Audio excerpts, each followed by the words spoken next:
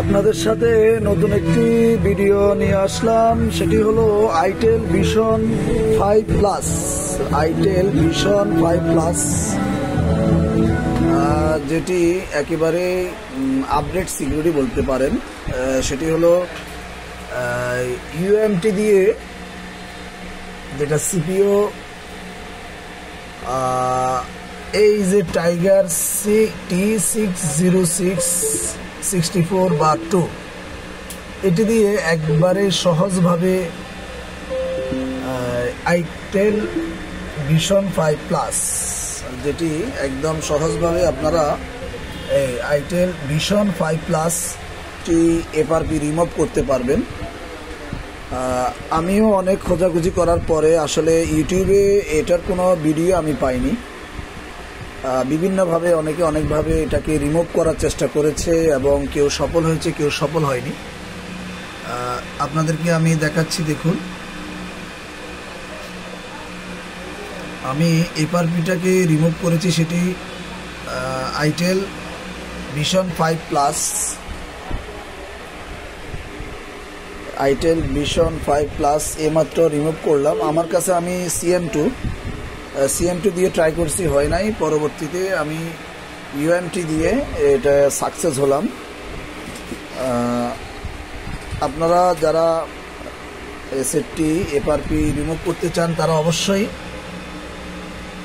এই আইসি যে মডেলটি রয়েছে, সিপিও যে মডেলটি আপনারা সিলেক্ট করবেন সেটি হলো টাইগার T606-64/2।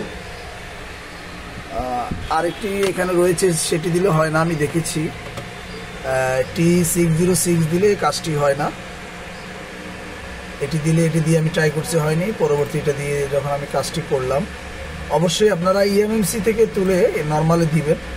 নর্মালে দেওয়ার পরে এফআরপি রিমুভটি দিবেন, কাজটি হয়ে যাবে। আলহামদুলিল্লাহ আমিও কাজটি করেছি। এভাবে যে কোনো জটিল কাজ আমরা করে থাকি। আপনারা আমাদের সাথে যোগাযোগ করতে পারেন। আমরা অনলাইনেও অনেকগুলো কাজ করে থাকি।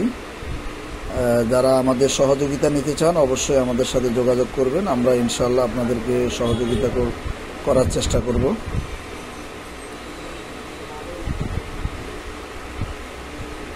এটি যেহেতু এখনও টাচটা এটা নতুন টাচ, এই জন্য টাচটি একটু ডিস্টার্ব করছে। তারপরেও আমরা আপনাদেরকে ওপেন করে দেখানোর চেষ্টা করব।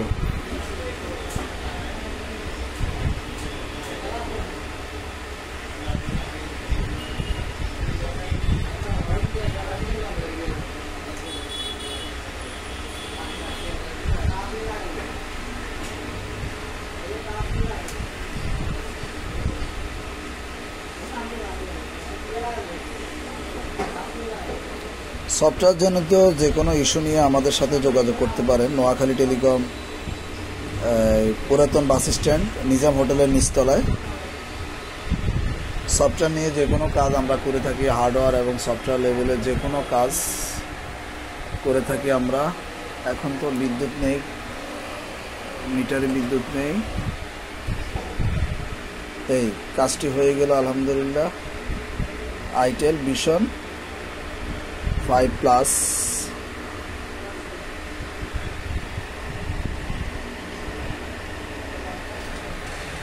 ইউএমটি দিয়ে কাজটি একবারে ইজিভাবে আপনারা করতে পারেন। ইউএমটি দিয়ে এই সিপিওটা এটি সিলেক্ট করবেন, টাইগার T606-64/2। এটি দিলে ইনশাল্লাহ আপনি কাজটি সফলভাবে শেষ করতে পারবেন।